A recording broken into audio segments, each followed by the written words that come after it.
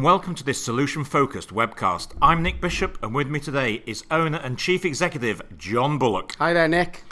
John, thanks for being with me. I thought what would be useful, I was asked to speak at Olympia last week, and some of the audience couldn't make it, so this is for the audience who were there, who couldn't make it, but for everyone around the world who wants to listen to this. Fantastic. We're going to talk about forget fear of failure to increase your motivation. Great, sounds good. Okay, so let's break it down. We're going to look at what is failure. And failure to one person could be success to another, John. Yeah, absolutely. We're going to talk about having a success system, the thinking and behaviour, targets and motivation, ideas and planning, and really important, action and measurement. And then finally making choices and taking personal responsibility for success. It's all about identify, plan, and then execute, John. Yeah, absolutely. And I know, obviously, for this session, we're looking at it from a what is failure point of view. But this is a system that we use in various different guises, isn't it, to help all of our clients? Definitely. Okay, so take us off then. Okay. Oh, that's a great quote. Winston Churchill, who better than that, John? Very topical. There's a film out about the great man at the moment. Success is not final, failure is not fatal. It's the courage and belief to continue that counts. Mr. Churchill had some very good quotes, didn't he? Well, it's worth Googling Mr. Churchill, yeah, I think, absolutely, because you can be inspired by everyone. So I think one thing to remember, what's failure? Well, failure is the opportunity to begin again, but this time more intelligently, John. Yeah, absolutely. We're taught not to fail, aren't we, at school? That's the thing. Don't think about failing now. If you don't do well in an exam, you failed. If you don't do this, and unfortunately, from an early age, we get taught that failure is bad. But actually, some of the best learning that we can take out of life is when we do fail, just as that quote says there. We can start again, but more intelligently, because we've learned our lessons from before, and we can apply a different approach. I'm looking above me now, and I see light bulbs. Yep. Thomas Edison, 2,000 glorious learning opportunities. Yeah. Oh, sorry, was it failures? Was it failure? Yeah. Learning opportunities. Yeah, and of course he was famous, obviously, for releasing his results, wasn't he, Edison? And that interviewer saying, you failed over 2,000, 3,000 times, and his response was, no, I found 3,000 ways it won't work. Absolutely. So far. So do you know what? I'm not suggesting we fail all the time, but use failure as a way to learn. Absolutely. Yeah, definitely. So we're going to talk about useful failure and unuseful failure. Good start? Okay, yeah, difference between the two. Okay, John, have a look at this one. What do you think? Okay, so unuseful failure. So when failure is bad for us, what happens is we tend to... So if we fail at one thing, it's very, very easy for us to think we failed at everything. One thing from, I haven't done that right, I knew that had happened, it turns into everything's not very right. So we tend to emotionalize, even if that, I don't think that's a word, but you know where I'm coming from. We tend to blow everything up into actually, we failed on one thing, so what can we learn from it? But we don't do that. We go, we're rubbish at that. So we're going to be rubbish at something else. So what happens next time, and next time, and next absolutely, time? Absolutely. And we should be better. Now, there's so much in psychology. If any of our audience listening to this has ever been to any type of counselling, for instance, in their lives, the theory around should thinking is huge. We should be better at that. We should know more. We should know the answer to this. It's a massive pressure we put ourselves under. I was just about to say, it drives internal pressure because we start to stress about things which probably aren't important, that we're probably quite good at. Yes. But should we be better? Oh, absolutely. And a lot of it we don't need. It's not helpful. It's just not helpful for us at all. Yeah, absolutely. We should be as good as them. We were right to be worried. This is another thing with failure. We prove ourselves right. Yeah, absolutely. Yeah, definitely. So that type of failure, we would agree, is not very helpful. Yeah. It's not very helpful. Yeah. So, Nick, tell us about the useful type of failure. Well, I think, first of all, we start to learn about when it's time to change our approach. Yeah.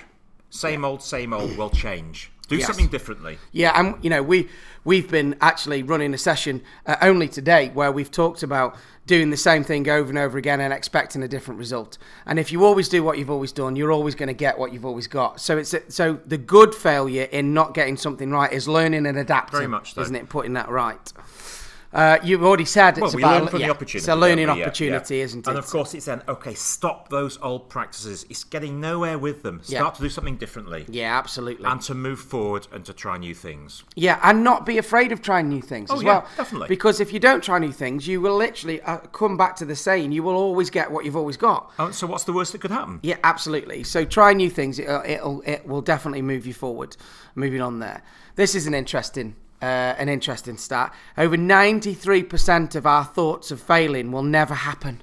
Wow. Can you give me a tip on this? Can you tell me about the 7% before? Yeah. And what it's trying to get at is most of the things we think we're going to be rubbish at, you'll never do anyway. It's all made up in our own heads. But I also think, John, what I always say to people is that we stress. You fast forward 6 months, how did it go? Well, I got there in the end. It wasn't that bad. Yeah. We did it. We found a way around it. Yeah. There's never anything really that is insurmountable. And that fear of failure, it stops us in our tracks from doing stuff, doesn't it? I saw a great video with Will Smith, from Men in Black and Fresh Prince, and he was talking about when he did a bungee jump, and he said he was so scared all the way up, and then when he jumped out, all the fear went, and it was the maximum danger point with the lowest fear because he'd done it. And there's a great book that, I know you've read and I've read. It's called Feel the Fear and Do It Anyway. Yeah. Susan Jeffers. It's an old text now, but it's still very, very valid. And a lot of the time, to get over our fear of failure, all we have to do is do something, take action. Yeah. And we feel better already to do it. So, but most of the things we think we're going to fail at, we will probably never do anyway, and we've completely made up. That's it. In our own heads. I know you love this one, John. Talk me through the success system, what we should have. Yeah, so, this is an integral part of Solution Focus, to be honest. It's what we call our success system. There's 4 key elements and 5 steps to it, as you will see as we go through it. Thinking and behaviour is going to be key. So getting the right thinking, changing our hindering thinking to helpful, if that makes sense. Yeah. And targets and motivation. What is it that we want to achieve and why we want to achieve it? What's driving us? See, well, I think is key on that. We talk about motivation and we need targets. Unless we've got goals in life that we buy into with a vengeance, we don't have the motivation. Yeah, absolutely. You can talk to people, you're okay to say, I'm so motivated. What does that mean? Yeah. What are your goals? What are you so keen at to achieve? What's driving you? That gives the motivation. Yeah, without a doubt. And normally, paying somebody a wage isn't enough when it comes to motivation in an organisation. That is just an accepted thing they Correct. get. Yeah. That is just something that you go to work for. Definitely. You need the motivation, the goals to help you to strive for the success you want. It doesn't make a success to someone, it could be someone different, but whatever you want to achieve. Definitely. Once you understand what your targets are and what you want to achieve, then we have to work on how you achieve it. So that's where idea generation comes in, and planning and generating new possibilities. Now, most people we meet would consider themselves not creative thinkers. We've got tools and techniques. We help people. Everybody is a creative thinker. You just need the right tools and techniques to unlock the information that's inside. Thoughts that stop us having the thinking. Absolutely.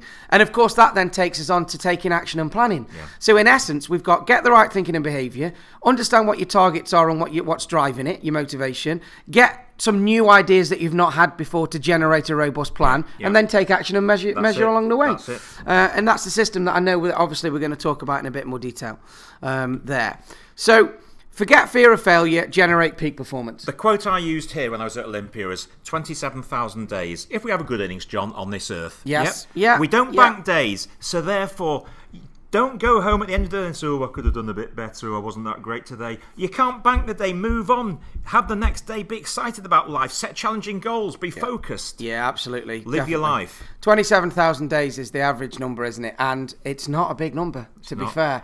John, I'm a little bit older than you, so I'm counting them. Don't work out what you got left. I'm not banking them for sure. It's not the point. But the fact is, you choose where you spend your time. You choose where you spend your days. The fact is, often fear of failure stops us from what we want to be in life, even happy sometimes, Nick. So it's important. And of course, for an organisation, fear of failure stops an organisation achieving what it wants to achieve when we come to it. So we come to that first piece of the jigsaw, if you like, thinking and behaviour. You can see there's a number of things up there that I know, obviously, you talked about, Nick, during your speech at Olympia. And actually, I heard you speak about it at Business Focus today. Yeah, absolutely. So when we're looking at thinking behaviour, we would consider there's something there called the tier cycle. Now, what the tier cycle stands for is thinking, emotions, actions, results. We're going to come on to that in a moment.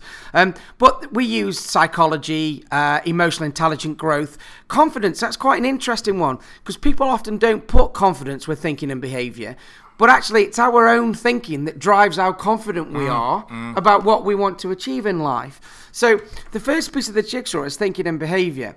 So in an organisation, results are normally expected. That's pretty fair to say, Nick, isn't it? Yeah. And certainly everybody that you spoke to at Olympia was expected to get results. Absolutely, because any business you're working at, whether it be sales or service, we're targeted in some shape or form, John. Absolutely. It might be a service target. Yeah. It's still a target. Yeah, very much so. Performance, time, whatever it may be. Yeah, whatever it may be. Even a qualitative target, Very even morale or something like that. Culture, or for sickness instance. is measured. Yeah, well, absolutely, yeah.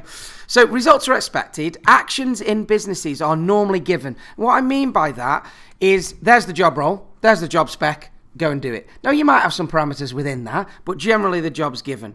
So we know that happens in organisations. Unfortunately, emotions in organisations are not considered. So on a CV somewhere, you don't write down what your emotions are on a daily basis and things like that. So we're often not considered. But more importantly, the thinking in an organisation is assumed. We assume people can think in a helpful, solution-focused way. And actually, we're not brought up to do that. We're actually brought up a lot of the time to do problem-focused thinking, which is not that useful for us. So that's really quite key. You're on a roll, John. You carry on with the next one. Okay, great. So what we do at Solution Focused is this, and I'm sure, obviously, Nick, you talk through this. What we try and do is we give people the understanding of how they can change their thoughts from being hindering to helpful. And how to do solution-focused thinking rather than problem-focused thinking, and change their thinking when they need to. That, in turn, gives you strength of emotion and focused emotions to give you new, improved, solution-focused actions, which in turn will give you maximum improved, sustainable results. Yeah. But you'll notice we always start with the thinking element. That's got to be the place that we start. Well, as we both know, when we deliver workshops, that is where we start our process. That start of the day. Let's get our thinking right. The rest will follow. Correct. If we're delivering a workshop on leadership, customer service, whatever, unless the people in that room have the belief they can make the changes and how to get their thinking right, the rest is lost. Yeah, without a doubt. So that's what we call our tier cycle. If you want better results, you need better actions. If you want better actions, you need strength of emotion. And if you want strength of emotion and better results, you need to get the thinking right. So solution-focused, helpful thinking is the way to go. And that's where we would start. We would start by talking about when people talk to themselves. Because we all do it, don't we, Nick? All the time, John. We have conversations. When I'm lonely, it's even worse. I've got no one else to talk to. Yeah, well, and it states here, on average, every 7 seconds there is continual dialogue in our head. That is a lot of conversation. And the majority of that, unfortunately, is hindering rather than helpful for us. Well, do you know what, John? I always say, let's go back to kind of pounds, shillings and pence, and when we used to work Monday to Friday, 9 to 5, not 24/7, I can't remember that, Nick. Okay. Thank you for that, my friend. But the point is, when you go home on a Friday night, most people have been brilliant for 95% of the time. 5% of the time they dropped it, nothing big, but to them, they beat themselves up on the way home, on the drive home, the walk home, the train journey home, whatever it may be. Oh, I can't believe I got that wrong. Yeah. Why don't we, for a change, we're not being boastful, just say, well done, son. Yeah. I've had a good week. 95%. It's quite a British thing to do as well. So. I think, if you've got a jobs list with 10 jobs on it and you do 9 of them for the day, you'll leave that day thinking, I didn't do all my jobs, rather than let's celebrate for the 9 that I've just done. Yeah. It's a very keep calm and carry on attitude. And what's the effect? Well, the effect is just constantly beating yourself up and your confidence drops and so on and so on. And how would you feel about a boss who did that to you? Well, yeah, it wouldn't be very good, would it? But I'll do it to myself. Yeah, absolutely. If we had a leader and you had 10 jobs in the day and you were doing 9 of them every day and that leader was still berating you, you wouldn't like to work for that leader very much, would you? But you keep working for yourself Correct. in your mind. Absolutely, yeah. So it's very, very important, that internal dialogue that goes on. Here's a great example. Muhammad Ali, I am the greatest.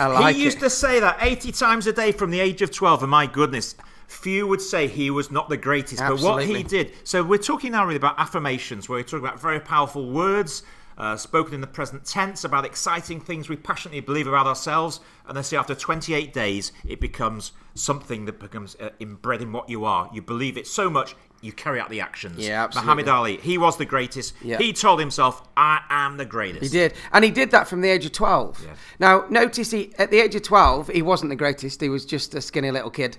And he didn't say, I will be the greatest. He didn't say, I can be the greatest. He said, I am the greatest 80 times a day. Now, I'm not being funny. If you tell your brain something 80 times a day, it will find ways to help you get there. And that's what he did. He was very emotionally intelligent, Muhammad Ali. He knew how to work the thoughts in his head. He actually knew it that well, he could use it on his opponents. Well, interestingly, I asked a question of the audience, how often do you go to the gym? We had some really nice technology called Me Too. It worked really well, and the audience became involved. They could vote on things. I had a poll. I was quite surprised, very impressed. 75% went to the gym regularly. Wow. Well done, you. Very impressive. Yeah, very good. I asked them then how many of them worked on their brain on a regular basis. So we work out at the gym on our muscles, our abs, or whatever you want to call them. What about the brain? I bet it was low. 25-30%. Yeah. And I was pleasantly surprised at that answer, John. It's maybe because they were in a learning environment, you had the right type of people. But if we ask that question to the general public, I think it'd be less than 5%. Oh, I agree with you. For people. So things are getting better these days with mental health, but there's still stigma around mental health. And all mental health means is exercising your brain. Absolutely right. Isn't it? So there's nothing wrong with going to the hospital with a broken leg. Correct. But once you start to have something broken in the brain... Yeah, hindering thoughts, things like that. So there's two issues here. One is people are afraid to do anything about it. But secondly, we don't train the brain, develop the brain in such a way that the brain becomes stronger. Yeah. So it's just like a muscle in our arm. We're flexing all the time, exercising it, it gets stronger. Absolutely. And this kind of shows you the science behind it, if you like. So, you've got more neurons in your head than grains of sand on the planet. That is a lot of brain cells, yeah? The pathways link them together. They're electrochemical. Now, that works quite well with our tear cycle because, or should I say our tear cycle works with this. It's electrochemical, which tells us the thought before the feeling. So you think and then you feel. So if you want to feel happier, then we need to start work on the thinking to make you happier. If you have the same thought, it goes down the same pathway. So that makes it bigger, stronger, quicker, faster for the chemical to go down. And it forms a habit. So if you've thought of something a long time, then it will create a habit in your head. And we've all got good habits, but we've all got bad habits that we'd like to change as well when it comes to it. And of course, once you do that, we're starting to change self-talk, aren't we? Yeah, absolutely. And that's the key. It's to come back to the root cause, which is the internal dialogue, the self-talk, and start talking to ourselves in a much better way. Well, indeed, because if you decide I'm going to be better at something... That's only part of the process, is how you're going to do it and how you're going to set achievable goals to make sure you get there. But before that, how are you going to convince yourself you can do it sustainably well and do it all the time? That's the self-belief. Yeah, and these brain pathways are like any other muscle in the body. Yeah. When you use them, they grow. When you disuse them, they shrink. Right. And so if you want to grow some new pathways, then you can do it. And the great thing is, research tells us that, with a healthy brain, with the right tools and techniques, you can change any thought pattern in your head over a 6 to 8 week period, even if you've had that thought pattern for 40 years. So... you can't teach old dogs new tricks. Complete rubbish, Nick. Well, it is in humans. I don't know about dogs. But again, it's a thought that people don't challenge enough. Yes, correct. Yeah. But what we do and what this is all about in the very short time we've got is helping to tell people you can change. Especially around fear of failure. Yes. Because fear of failure is not based on fact.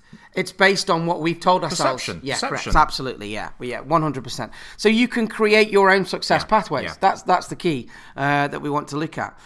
Okay, so then we move on to the second piece of the system, if that makes sense. So once you've got the thinking and behaviour right, we then have to look at what we want and why we want it, don't we, Nick? That's it. And we get a bit hard with people here, and we there's a lot of people in life that say they want something, but they don't really mean it. I've always wanted to do that. Well, why haven't you done it then? I know. So when it comes to setting very clear goals, very crystal clear goals, and we'll talk about, a good old goal setting tool in a moment, but you've got to set really clear goals, and then you've got to understand what's the driver. Is it towards motivated? Is there a benefit for people, or are people moving away from some kind of pain? Because they will both work at different guises. So if we're looking at targets specifically, we're not going to reinvent the wheel here. Now, most people we meet, Nick, know what SMART goals are, yeah? Very few people, without insulting anybody listening, can actually write and deliver a clear SMART goal. And the key is really the A and the R in SMART. Any goals in organisations, you can normally make specific, measurable and time-bound. You can normally do that, right? But how achievable that goal is to all of those different levels of the organisation will change all the way down. And of course, how relevant it is will also change depending on your job and how bought in you are. Well, and so on bought and so in on. Is interesting because there's an element of communication and bought into this because I forget the saying, but a guy walked around the factory floor about what was the company's mission statement with a £10 note. And he said, if you can tell me what the mission statement of our company is, you'll get a £10 note. Walked around the factory floor, he walked out with £10. Yeah. It's no different to this. Come on, guys. What is it we're working on? What are our targets? What are our goals? That isn't a question to challenge them to answer in terms of what would they like. It's what are we working towards? What are our smart objectives? What are our goals? Yeah. Very few people could tell him. Yeah, absolutely. So if you haven't got clarity of goal, people aim in different directions. If you've got a marathon to run in one direction and you are 1 degree off at the beginning, you are nowhere near the end point when you get there. So goal clarity is very, very important. But along with the clarity, you have to ensure that people, especially if it's around a fear of failure, you've got to ensure that people think it's achievable. And if they don't think it's achievable, it's probably because of their internal self-talk that's not driving that. And also then the relevancy piece. How relevant is it to that person? Yeah. What's the motivate on a scale of 1 to 10? If it's below a 5, you're not going to do it. So how do you increase that relevancy piece? Whether that's a benefit or like I say, or you're moving away from pain. When you talk about personal goals, as long as people do it properly, it's a simpler concept. Yes. When you're getting people to buy into business goals and smart objectives, it's harder. Correct. Because you've got to get them all to buy in.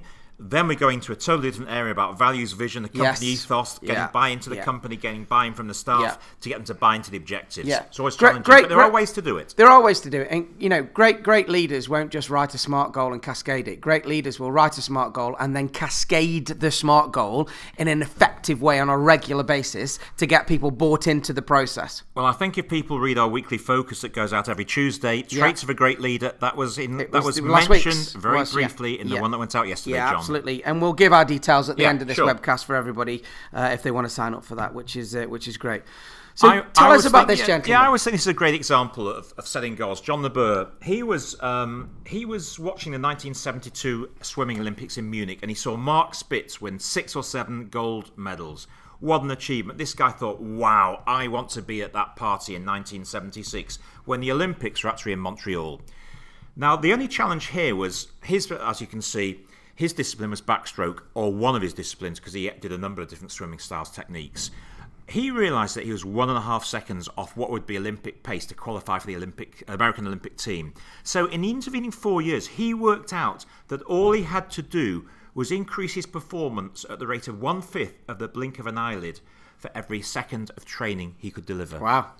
So that means that, wow, he broke it down into such minutiae that it became, wow, I can do this. Yeah. Now you fast forward to 1976, 4 gold medals he won, and 3 in world record time. Yeah, and it is about we teach cascade goal defining techniques, so you can cascade things and put them into manageable chunks, and it increases your confidence once you do that, because it's that old adage, isn't it? How do you eat an elephant?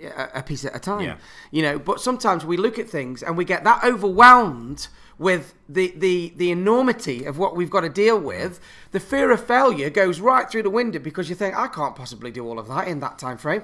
But when you start chunking it down and put a plan in place, your confidence increases, doesn't it? Now, just in case we've got any eager beavers who are Googling about this, I just realised it's 1/5 of a blink of an eye per every hour of training. So per second wouldn't have been a bit of but 1/5 of a blink per hour, but there you go. And of course, I suppose it's, to keep it current, as it were, Sir Roger Bannister, he passed away this week. His thinking around breaking that 4-minute mile barrier was obviously different to a lot of other people. Do you know what, John? When that happened in 1954, they actually, the belief was from doctors that to run a sub 4-minute mile, the blood in the brain would boil and the brain would combust. Yeah, you'd die, so I have pictures of people coming to the finish line, 3:57, 3:58, slowing up. I better not do sub 4. Yeah. Now, once he did sub 4, 36 more people did that in the next 4 months. Yeah. Why? Because they believed it because they saw somebody else do it. Yeah. That's conditioning. And I think there's 2 types of people in the world, isn't there? You've got to see something to believe it, or you see it in your head and you make it happen. Yeah. And Bannister was one of those people, wasn't he? Yeah, absolutely. And people still say he was a pioneer. That it's a bit like the first man on the moon. there are certain things in life that happen that change people's thinking globally about anything. Yeah, absolutely. So when you're going to use SMART, it's still a great tool, even though people groan when you start talking about it. Step 1 is write a specific, measurable and time-bound goal. Absolutely. Step 2 is get people to buy in so they believe it's achievable. And step 3, make sure there's a motivation, a relevance in place. Yeah. And then you have a true SMART goal that you can use. And actually, they are very, very effective at that point. So now we move on to motivation. And this towards and away from absolutely. So, motivation. So it's something we passionately want to achieve. So it's a very powerful vision, belief, goal we've got. There's a benefit for you. You're going to be happier or whatever. The motivation and drive to get there because there's a tangible then we want with a passion. Yeah, very That's much the key, John. Yeah. And towards motivation, this is why companies make sure there's a nice work environment, there's incentives, people are looked after, because it doesn't take a genius to work out. If you make people feel good, you will get peak performance from them. Generally, there's always the one that tracks, that bucks the trend, and we've got ways to deal with them, of course. But generally, if you make people feel great, you will get best type behavior from them. So towards motivation is, the first towards motivation in business is you get paid.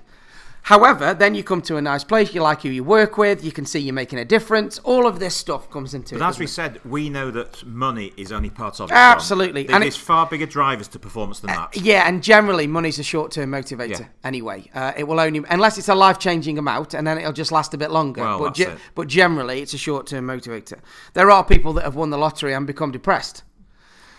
Strangely enough, I think I'd have a go at this, John. I think I could set enough powerful goals we that could would have a motivate go, couldn't me we? Yeah, to we could have a achieve go things at I've never been able to do before or work towards. But it's a fact that for some people they've realised, and I think that one of the Apple, Steve Jobs, wasn't it, the founder? Yeah. He said before he died, he was terminally ill, wasn't he? Yeah. I think died of cancer. Yeah. And there's a picture. He said, "I realise I've created billions of pounds of income. Yeah. But right now, all I wish I could have is my health." Yeah, absolutely. So it depends on what you determine rich to be, doesn't it? Are you rich in time? Are you rich in your family? Are you rich in people? Are you rich in money? And that's what it comes down to.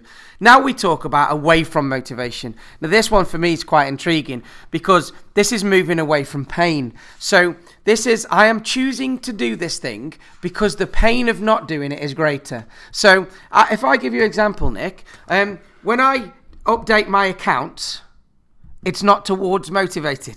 Yeah. It's away from motivated. Yes. But I choose to do it because the pain of not doing it means I don't know where we are in the business, cash flow and everything else that's going on. So it's a choice. Now, people will often say to you, I don't want to do that, but I've got to. No, they haven't got to. Nobody forces anybody to do anything in life. They're much better off saying, I'm choosing to do that, but because if I don't do it, there will be a consequence. I was just about to say the same. You don't have to do anything, John, but there's a consequence. Absolutely. I don't have to pay taxes, Correct. but there's a consequence. Yeah, absolutely. So it's choices, isn't it? Yeah, and sometimes away from motivation does work, but it only works well if it's the 80-20 rule for me. If you've got 80% towards motivation, in a business that would be a vision, values, people being looked after, paid the going rate, good working environment and everything else. If you've got 80% of that going on, for the odd person that doesn't carry the weight, then you have to bring in the away from motivation, which is actually, if you don't move, then there'll be some consequences. The unfortunate part about this, when I asked my delightful audience at Olympia, this is the picture they remember first. I said, come on, guys, I don't believe that of you. Yeah, absolutely. So, towards and away from motivation all comes into that second piece of the jigsaw, that targets and motivation. Okay, so then we move to the third piece in the jigsaw. So what we've done so far, Nick, is let's get our self-talk right, let's get our thinking and behaviour right, then let's understand what we want to achieve in life and why we want to achieve it, which is the motivation. And then, of course, comes the how. How do we achieve it then? And what we've got here is we've got ideas and generation. Now, at school and in business, we often try and generate ideas and put them into a plan all in one go. And it doesn't really work. The brain doesn't like it. The brain likes to know, are you thinking of ideas today or are you planning today? Because they're two different mindsets, if that makes sense. So involving other people, for instance, is key. There are 7 billion people on the planet, Nick. And normally when we've got a problem, we go to our friends, family and colleagues. The other thing, what always shocks me, sometimes when you're watching television, you're reading a book, I have the most random thoughts about things. I don't know why. And Mr. Google, when I tap something into him, I'm shocked that someone else has asked exactly the same question. Yeah, John. I've got Alexa now, and I'll tell you what, she's very, very clever. Alexa, yes, very, very clever. Is that how you talk to her every night? So yeah, absolutely, yeah, definitely.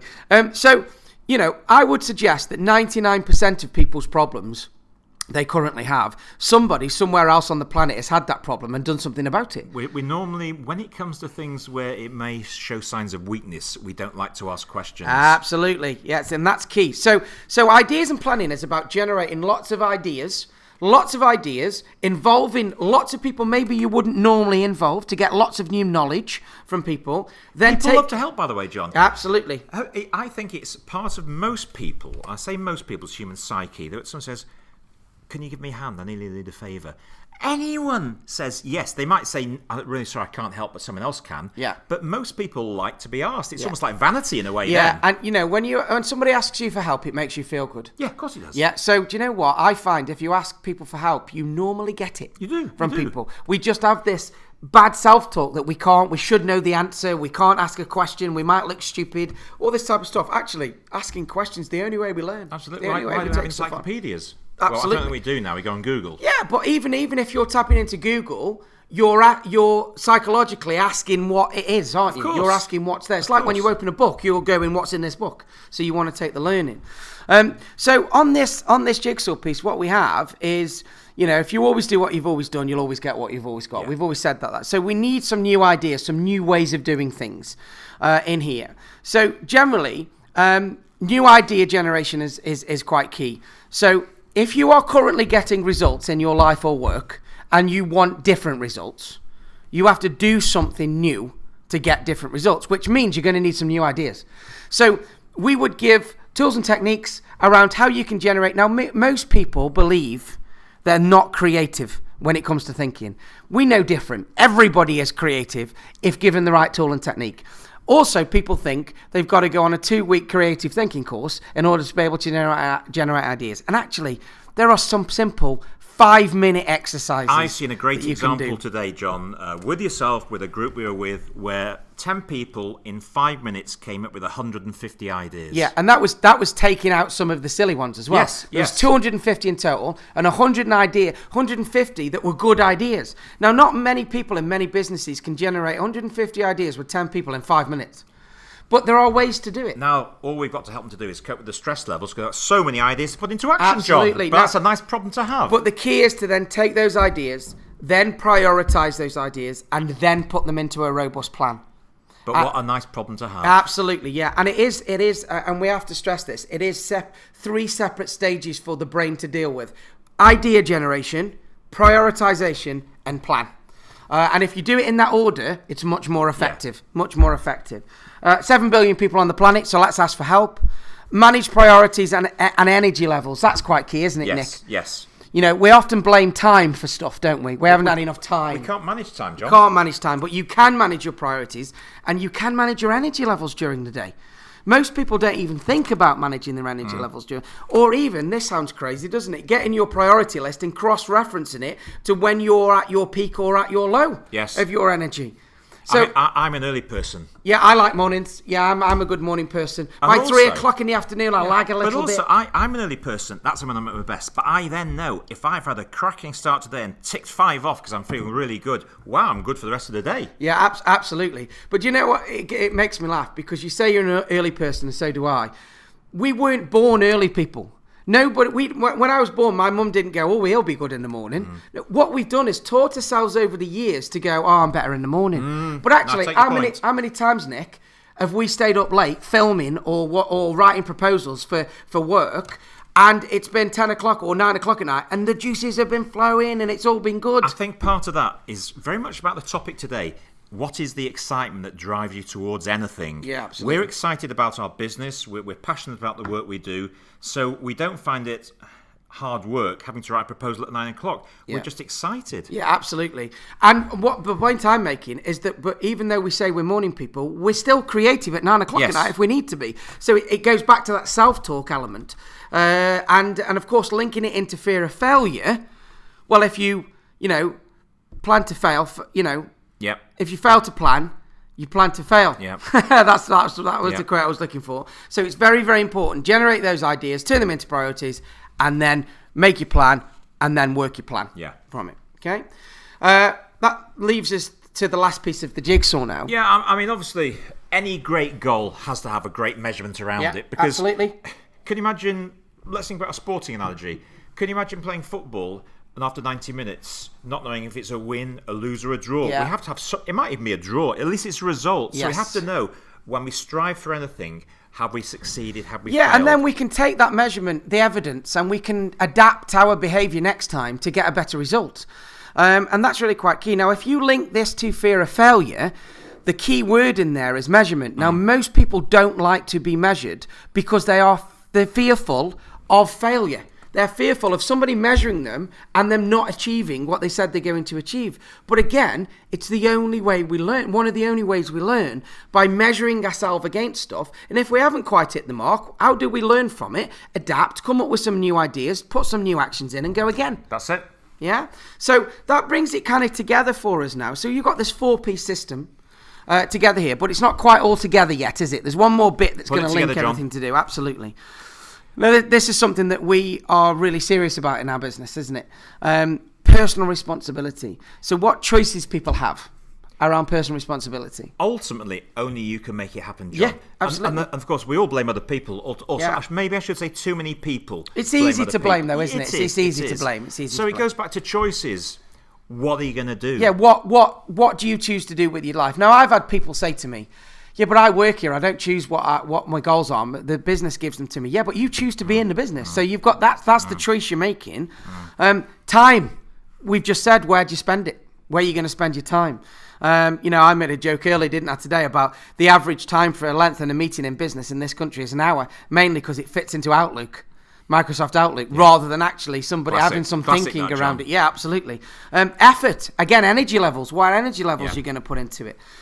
What's your motivation? Who will you involve? Yeah. When will you do things? That's the key, because I met a lovely girl the other day at Olympia, and she may even be listening to this at some point, and she's going to have a fantastic career. And she was talking about the possibility of becoming self-employed, but the hardest thing for her is biting that final bullet and doing it. Yes.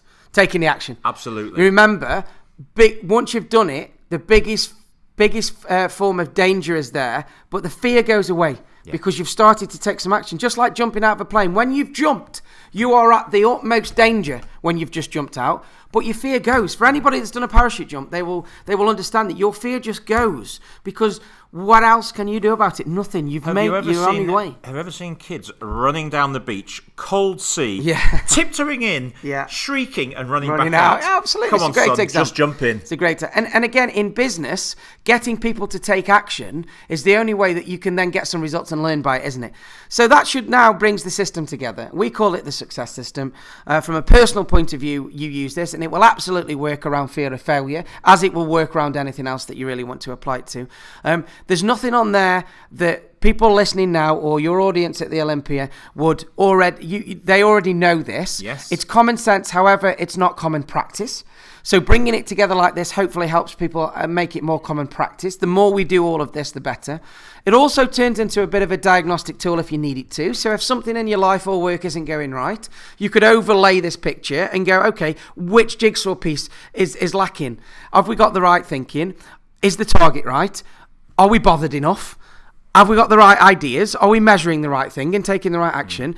Are people doing what they say they're going to do with personal responsibility? Yes or no? And so it turns into a bit of a diagnostic tool. It's something you can portal anywhere, John. Yeah, absolutely. And if you macro that up, it goes into an organizational model as well. It works in exactly the same way. So the levels of interaction then with this: personal performance, one-to-one coaching, leading others, leading organizations. They're just 4 areas that we would work in. Do you know what? Fear of failure could be in any of them, Nick. Well, we know that fear of failure is the biggest hindering thing for anyone. Yeah, absolutely. Whether you're a team leader, whether you're a senior leader, whether you're a new member of staff, or whether you're just thinking about your personal goals, that fear of failure stops us. But the only thing that is stopping us is us. Yeah. Because it's our fear. There's a fear subtle of failure. difference between fear of failure and then having nerves and excitement which produce the adrenaline to perform. Yeah, absolutely. So sum up for us, Nick. Okay, so in summary, have useful failure. Learn from it, but also learn from unuseful failure. Don't dream up failure. Don't suddenly say, oh no, I knew I wouldn't get it right. I knew this wouldn't work. Don't do that, and have a success system. So we're thinking about having changing, helpful to hindering for confidence, our thinking behaviours, targets and motivation. We can't stress enough. Clear goals to build big motivation. Ideas and planning to think about the new possibilities of doing things and having a big, robust plan, John. And finally, you've got to measure your success. The action and measurement's key, but also learn from the failure. Make choices and take personal responsibility for your success. Absolutely, definitely. And now what we've got is we've got some contact details for people out there. So we hope you've enjoyed this webcast from myself and Nick. We send out a weekly newsletter called The Weekly Focus that goes out every Tuesday. If you're interested in hearing about what we're working on and all snippets of what we've talked about today. Well, we love sharing our ideas and the things we do. We do, and please contact Nick on those detail there, and we can put you on the list. And of course, if you're interested in anything else that we do, obviously we can have that conversation with you at the time. But I think from now, thank you for listening, and it's bye from me. And it's bye from me. I'm Nick Bishop. You're John Bullock. Thanks very much. See you now. Bye. Bye. Bye.